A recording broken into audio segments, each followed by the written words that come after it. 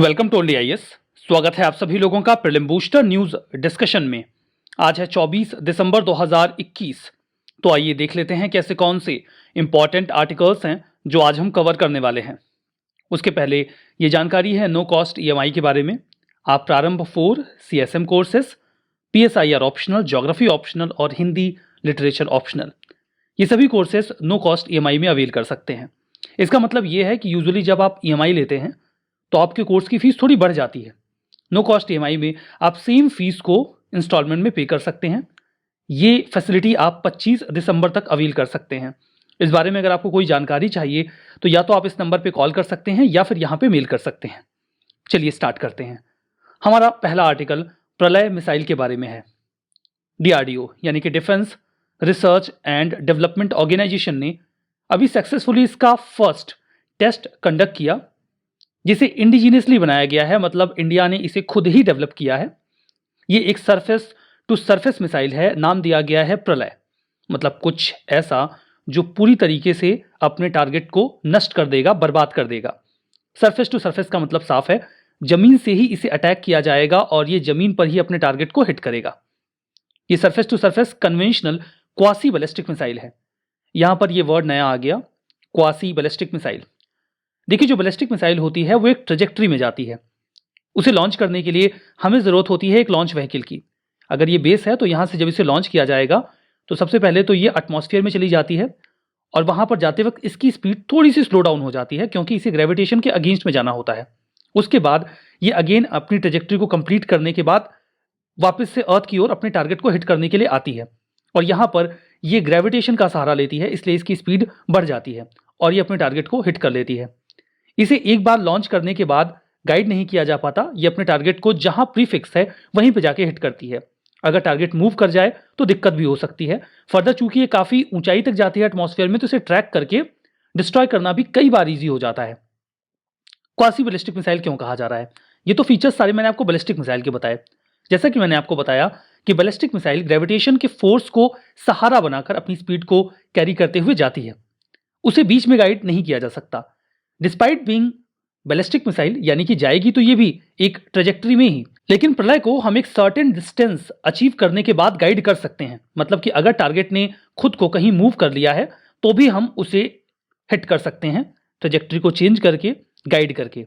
इसीलिए इसे pure ballistic missile ना कह के क्वासी बैलिस्टिक मिसाइल कहा जा रहा है, क्योंकि बैलिस्टिक मिसाइल को हम बीच में गाइड नहीं कर सकते, जबकि प्रलय को कर सकते हैं। इसका मेन ऑब्जेक्टिव ये है कि हम इंटरसेप्टर मिसाइल्स को डिस्ट्रॉय कर सकें या उनके पूरे सिस्टम को डिस्ट्रॉय कर सकें। इंटरसेप्टर मिसाइल सिस्टम क्या होता है? देखिए, इंटरसेप्टर मिसाइल सिस्टम ऐसा मिसाइल सिस्टम होता है जो किसी भी ओपोनेंट के एयरक्राफ्ट या मिसाइल को डिस्ट्रॉय करने के लिए लगाया जाता है। सपोज करिए ये पाकिस्तान है और पाकिस्तान ने इंडिया से आने वाले किसी भी मिसाइल या एयरक्राफ्ट को डिस्ट्रॉय करने के लिए यहां पर एक इंटरसेप्टर लगा रखा है। तो जो प्रलय है वो जाके इस इंटरसेप्टर को ही डिस्ट्रॉय कर देगा। तो उनके पास कोई ऑप्शन नहीं होगा अटैक को काउंटर करने को लेकर। तो ये सारी बातें हमने समझ ली।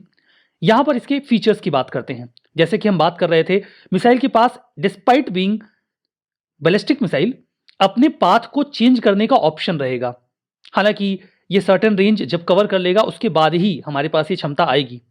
150 से 500 किलोमीटर की इसकी रेंज है और ये 500 से 1000 केजी तक का पेलोड कैरी कर सकता है।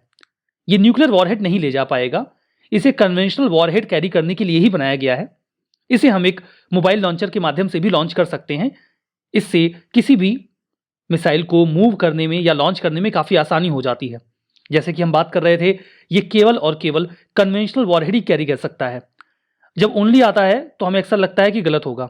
अगर कोई प्रीलिम्स में क्वेश्चन आया और स्टेटमेंट आ जाए it can carry only a conventional warhead, तो ओनली के चक्कर में मत पड़िएगा, बिकॉज यहां पर ये ओनली करेक्ट है।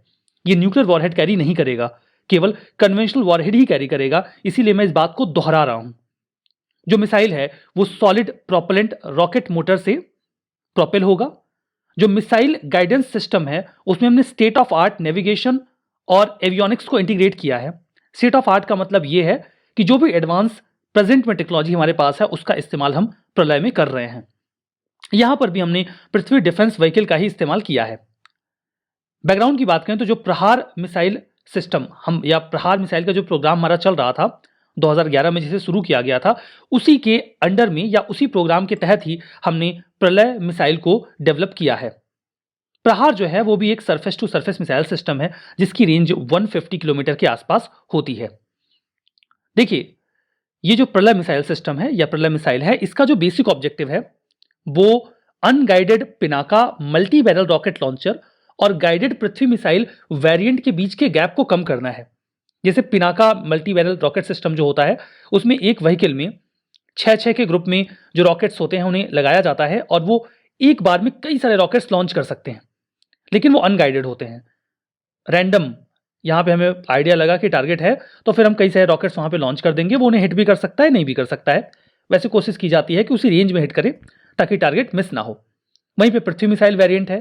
देखिए, पिनाका की जो रेंज होती है वो 40 किलोमीटर के आसपास होती है। जो पृथ्वी मिसाइल वेरिएंट्स हैं इनकी रेंज 150 किलोमीटर के आसपास होती है, हालांकि ये गाइडेड होते हैं। तो इनके बाद हमारे पास गाइडेड मिड रेंज के जो भी, या कह लीजिए कि बहुत अधिक रेंज वाले ना हो, ऐसे मिसाइल्स की आवश्यकता थी। इस नीड को प्रलय पूरा कर देगा।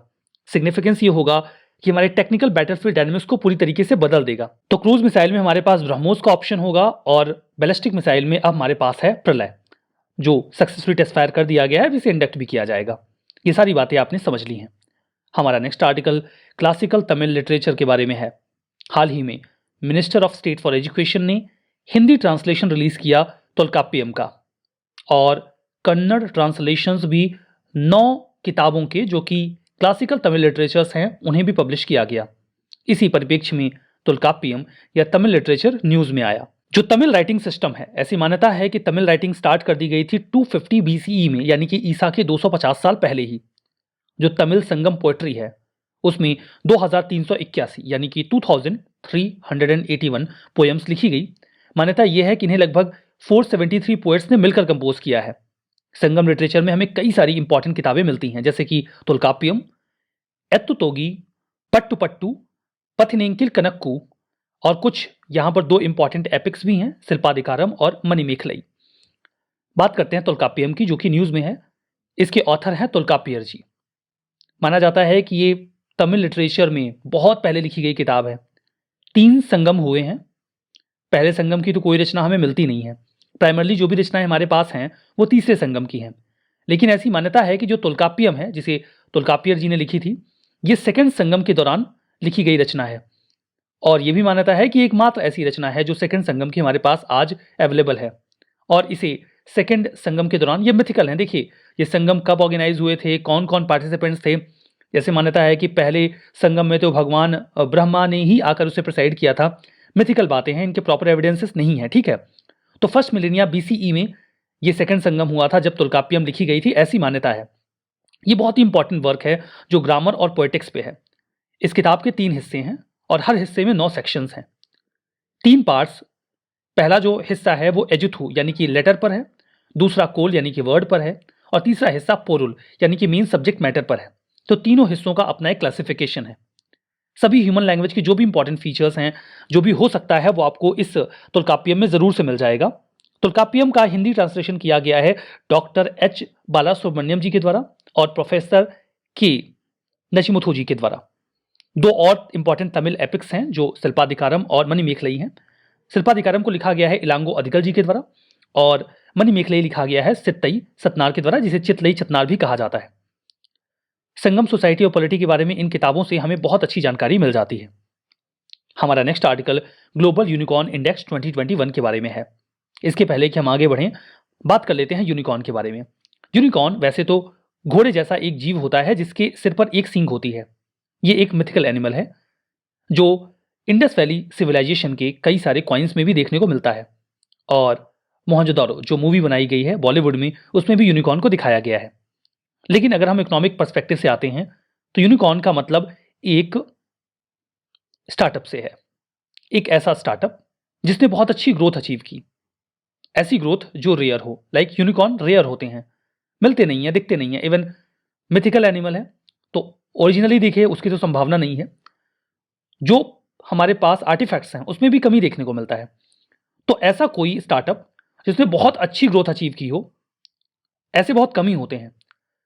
तो भारत में ऐसे कौन से स्टार्टअप हैं यूनिकॉर्न का टैग अचीव करने के लिए ज़रूरी है कि उस स्टार्टअप की जो नेटवर्थ है वो 1000 करोड़ के ऊपर हो। 1000 करोड़ डॉलर की हम बात कर रहे हैं, यानी कि 1 बिलियन डॉलर। इसके ऊपर जब उसकी नेटवर्थ होगी तब उसे यूनिकॉर्न का दर्जा दिया जाएगा।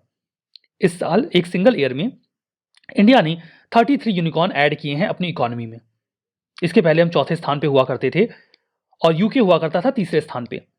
हमने उसे रिप्लेस कर दिया और अब हम आ गए हैं थर्ड प्लेस पे, जिनके पास सबसे ज्यादा नंबर में यूनिकॉर्न्स हैं, यानी कि ऐसे स्टार्टअप्स हैं जिन्होंने बहुत अच्छी ग्रोथ की और अपनी नेटवर्थ को 1 बिलियन डॉलर के ऊपर पहुंचाया। इसका जो इंडेक्स है उसे रिलीज किया जाता है हुरून रिसर्च इंस्टीट्यूट के द्वारा। इसको फाउंड किया गया था, मतलब इस रैंकिंग की शुरुआत सन 2000 में की गई थी। एटलीस्ट 1 बिलियन डॉलर जिसकी नेटवर्थ हो जाती है, जो पब्लिक एक्सचेंज में लिस्टेड भी ना हो, उन्हें दर्जा दिया जाता है ग्लोबल यूनिकॉर्न का। यूनिकॉर्न ये टर्म है जो किसी भी ऐसे स्टार्टअप के लिए यूज किया जाता है जिसकी वैल्यू 1 बिलियन डॉलर के ऊपर हो। ये बात मैंने बार बार दोहरा दी, बार बार आ भी गई है। निकल के आया कि इंडिया के पास नाउ टोटल 54 यूनिकॉर्न्स हैं। इसके बाद इंडिया तीसरा दुनिया का ऐसा देश है जिसके पास इतनी बड़ी संख्या में यूनिकॉर्न्स हैं। यद्यपि हमारे ऊपर जो कंट्रीज हैं लाइक चाइना और यूएस, उनके पास ये संख्या बहुत ही ज्यादा है, वो हमसे अभी भी बहुत आगे हैं। इंडिया ने एक साल में 33 यूनिकॉर्न ऐड किए, तब जाके हम यूके को ओवरटेक कर पाए। यूएसए और चाइना की बात करते हैं तो यूएसए ने एक साल में 254 यूनिकॉर्न्स ऐड किए हैं अपनी इकॉनमी में, और अब उनके पास ऐसी कंपनीज की संख्या 487 है। कंपैरिजन आप कर सकते हैं, फर्स्ट प्लेस पे जो है उसके पास 487 और थर्ड प्लेस पे जो है उनके पास 54। सेकंड प्लेस पे चाइना है, उनके पास भी 301 यूनिकॉर्न्स हैं। मतलब अभी भी despite being on third place हम फर्स्ट और सेकंड से बहुत पीछे हैं। केवल यही दो देश मिलकर पूरे यूनिकॉर्न यूनिवर्स के 74% स्टार्टअप्स को कवर कर लेते हैं। वैसे इसे यूनिकॉर्न यूनिवर्स कहना गलत होगा, क्योंकि मंगल ग्रह पे जो यूनिकॉर्न कंपनीज हैं, मैंने उनका डेटा मंगाया था, वो अभी आया नहीं है, और निब्रू का भी मैंने बोला था, वो लोग अभी कलेक्ट ही कर रहे हैं। तो पूरे यूनिकॉर्न यूनिवर्स को कहना गलत हो जाएगा। मतलब अर्थ पे जितने यूनिकॉर्न है उसका 74% यूएस और चाइना में ही कवर हो जाता है। जब मंगल का और बाकी ग्रहों का डेटा आ जाएगा तब हम देखेंगे कि वहां पर कितने हैं। ठीक है, हमारा next article vernacular innovation programme के बारे में है। देखिए होता क्या है कि गवर्नमेंट स्टार्टअप्स को या इंडस्ट्रीज को, एंटरप्रेन्योर्स को असिस्ट करती है, मदद करती है कि अपनी इंडस्ट्रीज को कैसे आगे बढ़ाएं, उसकी मार्केट रीच कैसे अच्छी और बेहतर कर सकते हैं। लेकिन अब जरूरी तो थोड़ी है कि हर व्यक्ति अंग्रेजी में ही चीज़ों को एक्सेस करे। हमारे यहाँ बहुत सारी लोकल लैंग्वेजेस हैं। लोकल लैंग्वेजेस में कई सारे एंटरप्रेन्योर्स हैं जो वर्क कर रहे हैं। अगर आप उन्हें हेल्प करना चाहते हैं तो उनकी खुद की लैंग्वेज में करना जरूरी होगा, तभी वो उस चीज़ को अच्छे से समझेंगे और उसे इंप्लीमेंट कर पाएंगे। अब ज़बरदस्ती किसी को हर बात अंग्रेजी में समझाएंगे तो वो समझे ज़रूरी नहीं है ना। इसीलिए वर्नाकुलर इनोवेशन प्रोग्राम तैयार किया गया, ताकि जो इनोवेटर्स हैं या एंटरप्रेन्योर्स हैं, हम उन्हें उनकी खुद की भाषा में जो भी इनोवेशन का इंफ्रास्ट्रक्चर है या इकोसिस्टम है उसकी रीच दें। अटल इनोवेशन मिशन और नीति आयोग का ये इनिशिएटिव है, जिसे आप वीआईपी कह सकते हैं, वर्नाकुलर इनोवेशन प्रोग्राम। इसके जरिए जो 22 शेड्यूल्ड लैंग्वेजेस हैं उनमें हम इनोवेशन इकोसिस्टम की जानकारी इनोवेटर्स और एंटरप्रेन्योर्स तक पहुंचाएंगे। जो वीआईपी है, वीआईपी मतलब वेरी इंपॉर्टेंट पर्सन नहीं, वर्नाकुलर इनोवेशन प्रोग्राम। इसके जरिए एम यानी कि अटल इनोवेशन मिशन तैयार करेगा एक वर्नाकुलर टास्क फोर्स यानी कि वीटीएफ। ये वीटीएफ 22 शेड्यूल लैंग्वेजेस में होंगी, जिनके ऊपर जिम्मेदारी होगी कि वो इन एंटरप्रेन्योर्स को मदद करें उनकी खुद की भाषा में चीज़ों को एक्सप्लेन करके। जो टास्क फोर्स होगा उसमें कई सारे मेंबर्स होंगे। एक तो होंगे वर्नाकुलर लैंग्वेज के टीचर, दूसरे होंगे सब्जेक्ट एक्सपर्ट जिस भी रेफरेंस में वो इंडस्ट्री होगी, टेक्निकल राइटर होंगे, और एक लीडर होंगे जो अटल इंक्यूबेशन सेंटर को हेड करेंगे रीजनल लेवल पे। इनकी जिम्मेदारी होगी कि वो इंडस्ट्रीज को या फिर एंटरप्रेन्योर्स को मदद करें। एक बार ये टास्क फोर्स तैयार हो जाएं अप्रैल 2022 तक, फिर ये काम करना स्टार्ट कर देंगे। इससे लैंग्वेज बैरियर खत्म होगा और इनोवेटर्स और एंटरप्रेन्योर्स जो भी एंटरप्रेन्योरियल इकोसिस्टम है उसे अपनी भाषा में एक्सेस कर पाएंगे। हमारा next article national oxygen stewardship programme के बारे में है। स्टीवर्डशिप का क्या मतलब होता है पहले ये समझ लेंगे, तब बाकी बात समझ में आएगी। अब नेशनल और ऑक्सीजन का मतलब तो समझ में आ ही जाता है ना। स्टीवर्डशिप का मतलब होता है किसी चीज को सुपरवाइज करना या उसकी देखरेख करना, ठीक है, या उसको सही तरीके से रेगुलेट करने के लिए लीडरशिप लेना। तो यहां पे ऑक्सीजन के संबंध में स्टीवर्डशिप की बात की जा रही है। Union minister of state for health and family welfare ने लॉन्च किया नेशनल ऑक्सीजन स्टीवर्डशिप प्रोग्राम। पिछली बार हमने देखा जब कोविड-19 पैंडेमिक चरम पे आया था तो ऑक्सीजन सिलेंडर्स की कितनी कमी हो गई थी। एक तो उसकी सप्लाई कम थी, हम उतनी बड़े स्केल पर सप्लाई के लिए तैयार नहीं थे। अचानक से दिक्कत आई और सारा इंफ्रा धराशायी हो गया। कई सारे लोगों की ऑक्सीजन की कमी की वजह से जान भी गई। फर्दर एक चीज और निकल के आई कि जो हमारे पास ऑक्सीजन था, हम उसकी ऑप्टिमम तरीके से उसका यूज भी नहीं कर पा रहे थे।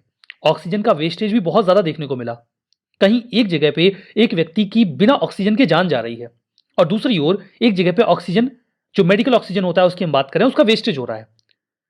ऐसी स्थिति से बचने के लिए, चूंकि देखिए ओमिक्रॉन एक बार फिर से एक्सपेंड करना शुरू कर चुका है खुद को और सीरियस हो रहा है पूरा मामला, ऐसी स्थिति में ऑक्सीजन की सप्लाई को लेकर हमें तैयारी कस लेनी चाहिए।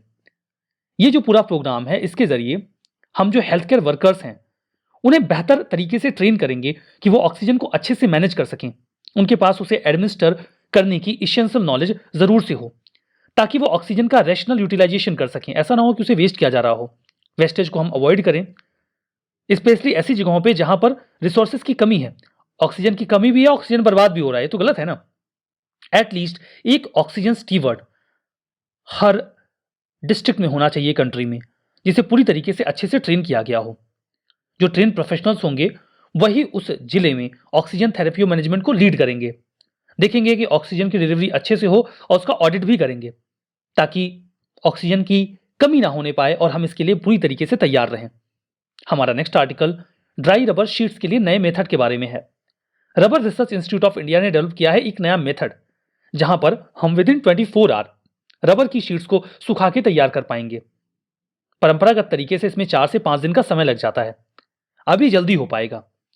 देखिए, रॉ लैटेक्स मतलब वो चिपचिपा पदार्थ जो पेड़ों से निकलता है रबर के, जिससे हम रबर एग्जैक्टली बनाते हैं, उसे आप रॉ लैटेक्स बोल सकते हैं। उसके जरिए हम रबर की शीट बनाते हैं। ये जरूरी होता है ताकि लंबे समय तक रबर को स्टोर करके रखा जा सके। अब रॉ लैटेक्स हम लंबे समय तक रख नहीं पाएंगे, वो खराब हो जाएगा, क्योंकि प्राइस फ्लक्चुएट होता रहता है। तो अगर रबर की शीट तैयार कर ली तो उसे हम जब मर्जी रख के रखें और जब उसके प्राइस अच्छे मिले तो बेच दें। ये ऑप्शन रहेगा। ट्रेडिशनली इसमें 4 से 5 दिन का समय लग जाता है रॉ लेटेक्स को रबर की शीट में कन्वर्ट करने में। इसमें कई सारा प्रोसेस होता है। जैसे पहला तो होता है कोआगुलेशन का।